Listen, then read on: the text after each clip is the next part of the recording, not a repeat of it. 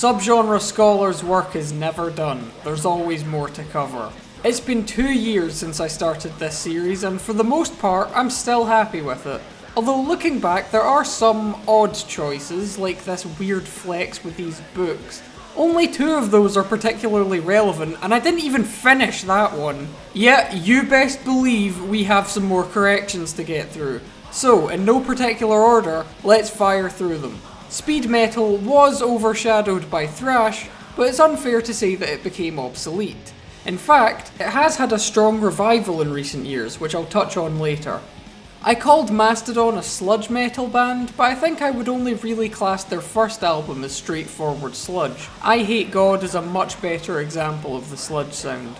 I have no clue where I got the idea that goat sacrifices were a thing in the Norwegian black metal scene. If a band has sacrificed a goat live on stage, then I haven't heard about it. Plenty of goat heads and blood has been used for stage decoration by various bands, but those were already dead before the show started. If anyone has heard of a goat sacrifice actually happening at a show, then let me know. But until then, it's safe to assume I was just talking out my arse there. I pointed out that King Diamond's music does not sound at all like black metal despite him wearing corpse paint. And that is true, he plays heavy metal, just like he did when he was in Merciful Fate. But I should point out that that band actually had a very important influence on the creation of black metal, particularly its lyrical themes and aesthetic. So much so that some people actually consider Merciful Fate to be part of the first wave of black metal. I am not one of those people, but I definitely recognise the impact they had. I don't think I emphasised enough how influential At the Gates were in popularising Melodeath. Like every subgenre, it's difficult to determine who was the very first to create it, but In Flames are often credited with making the first proper Melodeath album with the Jester race. In Flames, along with Dark Tranquillity, were crucial pioneers of the sound. But At the Gates' Slaughter of the Soul really set the blueprint for what much of the genre would sound like, and also what most mid-2000s metalcore would sound like. I said Roots was the best thing to come out of new metal, and it does have a few songs that I think still hold up, but I recently re-listened to it, and the album as a whole isn't as good as I remember. This isn't really a correction, but it's my up-to-date opinion. Opeth do actually use a lot of odd time signatures.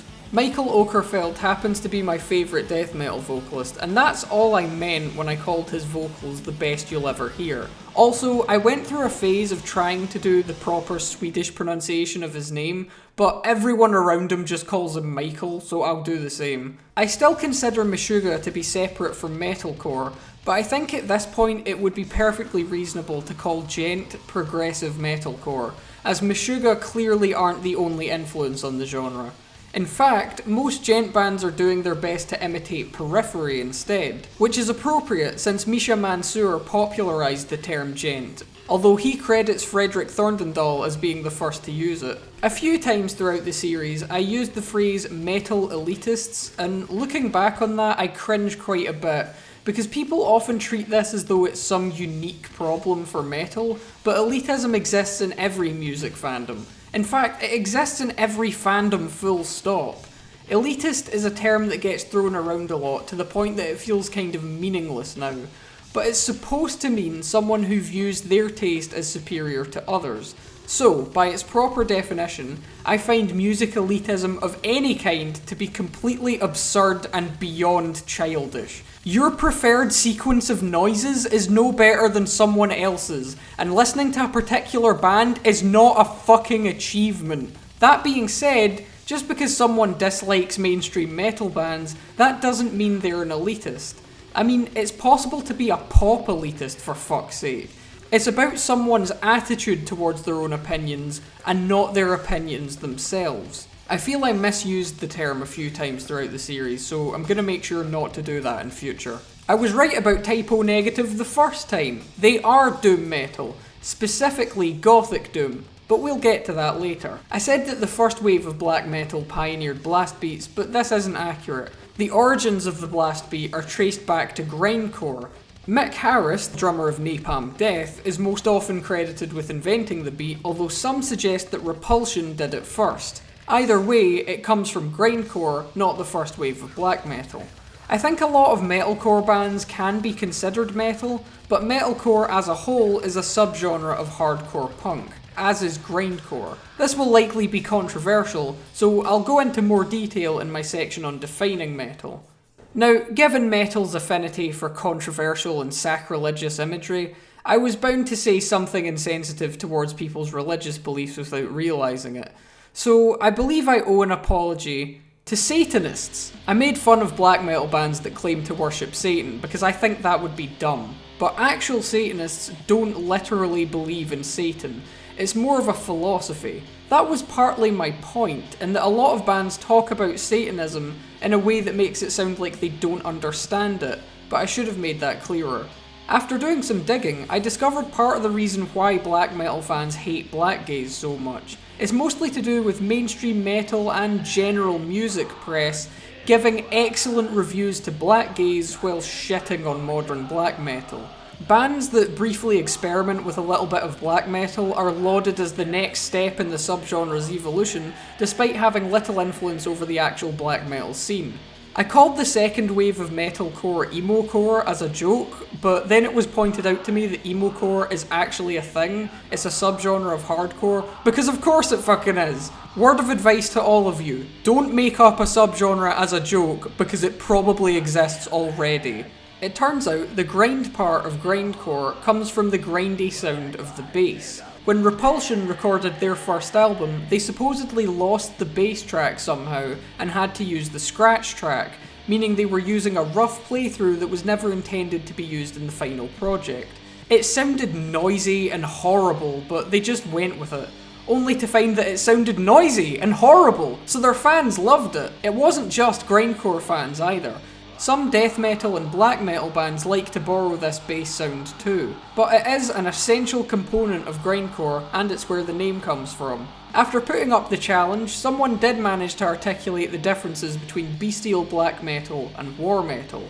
To paraphrase how they put it, all bestial black metal is war metal, but not the other way around. Bestial black metal has a particularly raw, primitive sound, whereas regular war metal allows more technical elements in. Basically, bestial black metal has an unbreakable commitment to caveman riffs, while war metal has at least developed basic irrigation. As a few of you pointed out, Cannibal Corpse are originally from New York, and only moved to Florida to join the blossoming Florida death metal scene. I had assumed that they already lived there, partly due to their Ace Ventura appearance, and Pat O'Brien behaving like a quintessential Florida man. It was very harsh and unfair to call Avenged Sevenfold's newer stuff radio rock. Yes, they have had a lot of mainstream and radio success, but that's not the same thing. They went in a groove metal direction, often sounding like the spiritual successor to the Black Album, and in recent years they've gone in a prog direction, which is a far cry from Nickelback. One commenter suggested that alt metal is better used to refer to Rage Against the Machine, Faith No More, and Primus, rather than bands that aren't quite nu metal. I'd say why not both? Alt metal is a deliberately vague label for metal adjacent stuff that's a little too weird to fit in an established subgenre.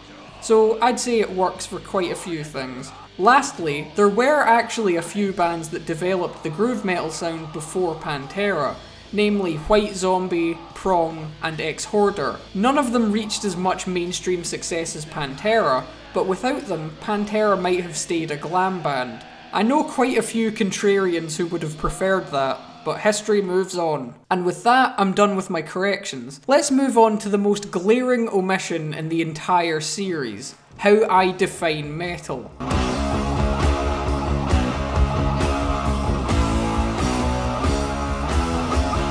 I always assumed that this would go without saying, but in all honesty, it really doesn't. It's actually surprisingly difficult to articulate. Now, the way people argue about what does and doesn't count indicates to me that people are using the same word to mean different things. As such, don't take my answer here as some cowardly refusal to take a stance. This is just the best way I can summarise the two competing schools of thought on the topic.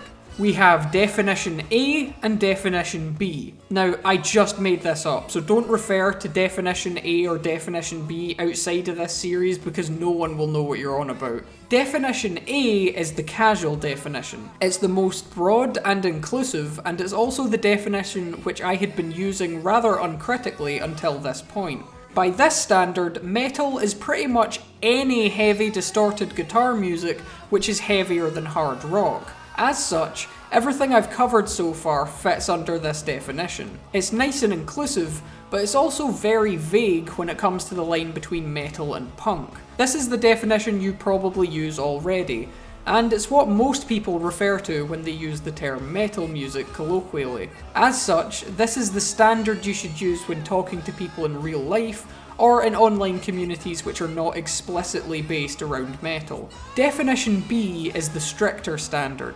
According to definition B, definition A's standard should just be called heavy music. Metal is just one specific form of heavy music alongside hard rock and punk, and definition B is more specific about what does and does not count as metal. Rather than simply being heavy guitar music, metal requires a specific style of riffs, and its roots must be mostly in heavy metal rather than in punk or hard rock. This definition gets controversial because it excludes quite a lot of stuff. Nu metal, unsurprisingly, is out, as is metalcore, grindcore, and some variations of groove metal. Now, this will no doubt sound very surprising if you're used to definition A. You must be thinking, hold the phone, you're telling me this?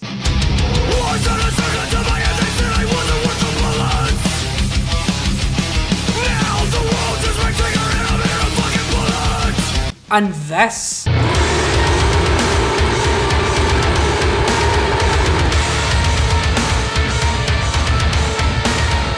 Isn't metal? Well, yes. Heaviness is necessary but not sufficient for music to be metal according to definition B. So, if someone says that deathcore isn't metal, they're not denying that it's heavy because, quite frankly, they can't. They're just pointing out that its roots lie in hardcore rather than heavy metal. Some of you might object to this. When you think of hardcore, you probably think of Black Flag and Dead Kennedys, and no disrespect to those bands, but there's a pretty big difference between this and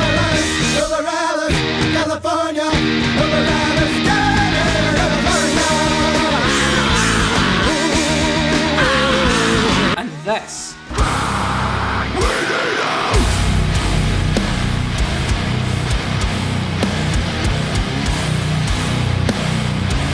The problem here is that the best known hardcore bands are the earliest. Hardcore got a lot heavier over time, just like metal did. You could just as easily flip this and say, how can you say Defeated Sanity are a metal band when they sound like this?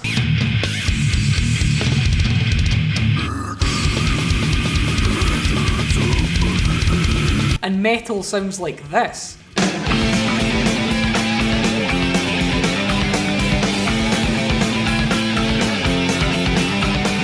You're not getting the full picture. When it comes to a fusion genre like metalcore, which combines metal and hardcore, it seems like it should count as both. But it must be one more than the other, and we determine this by looking at its origins. It started out as a subgenre of hardcore, taking a metal influence. In fact, it was originally called metallic hardcore before the catchier name caught on. So as a rule, I would say that metalcore is not metal, but there are many exceptions. You have to take it on a case-by-case basis. There are some bands, such as most melodic metalcore bands, whose songs are basically 90% at the gates plagiarism followed by a breakdown. If the majority of the song is in the style of metal, it would be absurd to suggest that it suddenly becomes hardcore as soon as the tempo slows. So, there are metalcore bands which lean closer to metal, which I think still count as metal, even under definition B. But the metalcore subgenre as a whole is a subgenre of hardcore rather than a subgenre of metal, if that makes sense. Similarly, grindcore is generally not metal, but some bands, namely death grind bands, lean more into the metal side of things, and I think it would be fair to call them metal. Again, that's on a case-by-case basis. Now you might think that this sounds needlessly pedantic, and that's honestly fair. There's a pretty compelling theory that if Metallica started out with short hair and wrote lyrics about life on the street, thrash metal wouldn't exist, and we would instead be talking about the big four of thrashcore. It is a tad arbitrary, but that's just semantics for you. Now, don't take from this that metal and hardcore are two completely different worlds that never interact. Throughout the history of both genres, bands were constantly influencing each other and collaborating, and there are clear parallels in terms of subgenre development. Hardcore and thrash metal, grindcore and death metal, crust punk and black metal. The reason the distinction is made is purely to be extra specific to help people find what music they like. No one can credibly give you any grief for listening to both. All the band members certainly do, and you'll rarely find a fan of death metal who isn't also a fan of grindcore, and vice versa. As for nu metal, definition B suggests that it's a subgenre of hard rock. This is because the term nu metal was coined as a marketing gimmick rather than a naturally arising term among fans as a way of categorising their music. As such, it lumps a lot of bands together who don't really have enough in common. Slipknot are very different to Linkin Park, for example. In turn, I feel nu metal best describes a particular era and aesthetic, rather than one specific sound. Once again, my answer is to take bands on a case-by-case basis for whether they count as metal. For instance, I would call Linkin Park hard rock, but I still think it's totally fair to count Slipknot as metal. Now, I don't even like Slipknot, but I listened to enough of their music when I was younger to be completely baffled by takes that call them hard rock and say that their sound comes from alternative and grunge. What kind of fucking meth head grunge were you listening to?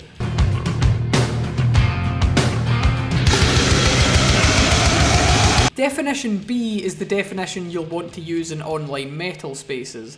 It's the most specific and technically accurate standard, but it's also quite restrictive, and casual fans of heavy music fucking hate it when some pedantic arsehole bogs everyone down in the fine details. Genres and subgenres are supposed to be a tool to help people find more music they will like. They're not a means of flexing how little you go outside to strangers. I would recommend using definition A in casual conversation and definition B for more in-depth discussion. I'll give an analogy to help. It's kind of like how words are used differently by academics than they are in their day-to-day use. In day-to-day life, a valid argument just means a good point, whereas in philosophy, it specifically refers to an argument in which if you assume all the premises are true, then the conclusion must be true. So, when you're writing a philosophy essay, you make sure to use it in the academic way. But when your friend down the pub uses it in the colloquial way, there's no need to correct them. Otherwise, you'll look like a total fanny. Same idea applies to the use of definitions A and B. So, to clarify, I used to use definition A, but I would say B is more accurate. However, both have utility. Definition A isn't wrong either, it's just a different and far more common meaning expressed by the same word. Some of you might be wondering what caused me to do a complete 180 on the question of metalcore. Well, I was so used to hearing fuckwits dismiss any and all metal they don't like as not being real metal, that any sincere disagreement over metalcore's genre went in one ear and out the other. What changed my mind was seeing fans of metalcore argue that it's a hardcore subgenre, and that's when I realised I should take that argument more seriously. Now that we've established that, let's take a look at some subgenres I didn't cover. Firstly, I'll explain Gothic Metal.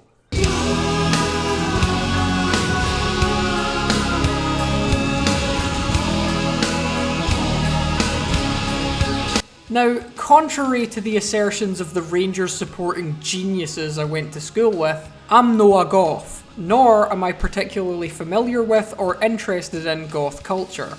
But to give a quick summary, goth is not just a fashion style, it has certain music associated with it. Gothic music has a particular dark tone and atmosphere, but it's very versatile and can be combined with almost any music genre.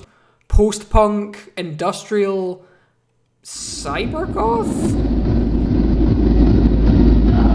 Goth rock developed out of post-punk, and after its popularisation by bands like the Sisters of Mercy and Balaam and Angel, it was only a matter of time before metal got the goth treatment. After all, gothic music and metal both have an affinity for the occult and other assorted evil imagery. Seems like a natural pairing. Gothic metal first emerged out of the development of Death Doom. Paradise Lost, My Dying Bride and Anathema, known as the Peaceville 3 as they were all signed to that record label, are credited with the initial creation of Gothic Doom, as they added some experimental instrumentation and vocals to their Death Doom sounds. Gothic Doom is characterised partly by its goth aesthetic, but mostly by the dark and gloomy atmosphere of the music, using keyboards and quite often using female backing vocals.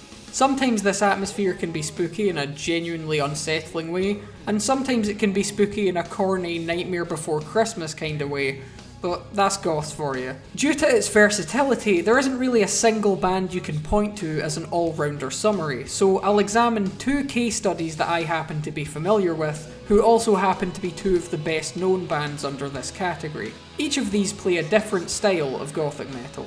Now before I go on, you could probably count Marilyn Manson as industrial gothic metal, but let's not talk about him anymore. Let's start with Type O Negative, who play gothic doom. And yes, this time I'm sure of it. They take doom metal with its slow tempo, heavy guitars, clean singing and doomy atmosphere, and they make it even more eerie and dark. The guitar parts often have these reverb-drenched, depressing sounding notes ripped straight from post-punk to complement the riffs. As for the vocals, rather than Sabbath worship or fucking belting it out like Candlemas, the late Peter Steele's singing was famous for its very deep and sensual delivery, rolling every R that he possibly could. Basically, it sounds like Dracula wants to fuck you. Yeah, sex appeal is often a factor in the popularity of goth musicians, and it was certainly something that Peter Steele leaned into, going as far as doing a shoot for Playgirl. Now, I don't find men attractive, so I can't tell if the photos of him with his knob out succeed at being sexy, but they do succeed at being funny. Hello, you've reached Peter Steele's cock. Peter can't come to the phone right now. Please leave a message. Type O Negative were very popular as alternative music goes, and they were a gateway into heavy music for a lot of people. Some of the lyrics are a tad corny, but I think their music has aged really well. No, you answer me in the deaf man voice, please. Higher pitch. Higher. Dandy filth. Very, very good. Another big name in gothic metal is Cradle of Filth. You probably know them as that band Richmond likes in the IT crowd. Black metal fans have been getting confused for goths from day one, so combining the two was a no-brainer. Cradle of Filth started out making black metal with some gothic sounding keyboards and guitar melodies, and with each new album they leaned more and more into the gothic side of their sound, with the black metal parts becoming more subtle. They're still there in the vocals and riffs, but the production got a lot cleaner, and more melodic choruses and vocals were introduced. Now, I know they softened their sound and got more accessible, but their popularity was still insane for something with any black metal influence whatsoever. Cradle of Filth were so popular that Bring Me the Horizon expect their fans to know who Danny Filth is. As I mentioned way back in part 1, their popularity naturally meant that they were rejected by the black metal community as a false. Now, I imagine most folk will roll their eyes at that, but to be completely fair in this case, making your music accessible is pretty much the exact opposite of the ethos of the second wave of black metal. So I can see why that started. Although I don't know why so many people think artists have any obligation to follow the weird hang-ups of a very insecure dead guy. Other gothic metal bands of note include Tiamat, Moonspell and Lacuna Coil. But due to the versatility of gothic metal, there are a lot of bands it can apply to. For example, Nightwish have some goth influences in their symphonic metal sound. Essentially, gothic is another modifier like blackened. It can be applied to pretty much any subgenre. That being said, I've yet to see anyone try to make goth grind a thing, but I'm sure it's out there somewhere. Well, that's as much as we have time for in this part, but before I go, when I first covered Grindcore I didn't do a very good job. I corrected the most glaring mistakes in part 6, but I still don't think I did it justice. So I think I'll talk about some stuff I missed out, and in true Grindcore fashion, I'll try to do so in under a minute. Grindcore is punk's answer to death metal. It is known for its intense speed, often political lyrics and twisted sense of humour. It was started in Michigan by Repulsion in the 80s, who sounded too noisy and chaotic to just be hardcore or death metal. Due to issues in the studio when recording their album, they lost the bass tracks and just had to use the rough scratch tracks whose grindy sound appealed to their fans. Although according to Napalm Death, the name Grindcore was actually coined by Mick Harris, who is also credited with developing the blast beat. Napalm Death exploded with fame after Scum was played on the radio by legendary British DJ John Peel. There was an overseas back and forth between England and the US, with Repulsion, Napalm Death and Terrorizer. Despite the genre's deliberately anti-musical approaches, encouraged avant-garde experimentation to the extent that you could honestly call bands like Discordant Sax as progressive. Noisecore focuses on sounding as noisy, chaotic and unmusical as possible. This is why Death Charge play guitar with their dicks. Goregrind is inspired by Carcass and uses low-tuned guitars and artificially lowered vocals to make songs about gore. Many of the album covers use real pictures of dead bodies, so don't look them up if you can't stomach that. Mincecore is a modern revival of old-school grindcore with explicitly leftist politics in response to reactionary tendencies in goregrind. The incomprehensible vocals have led to grindcore having an international following, transcending language barriers, and as such there are more bands than I can count, so I'll just shout out a few that I happen to like that I didn't mention before. Nasum, Wormrot, Kill the Client, Cretin and Insect Warfare, whose album World Extermination is my favourite grindcore album and my admittedly casual appreciation for the genre. I can safely say grindcore is the music genre with the best band names ever, and I will die on this hill. I'm afraid that was just over 1 minute, so sorry about that. See you next time.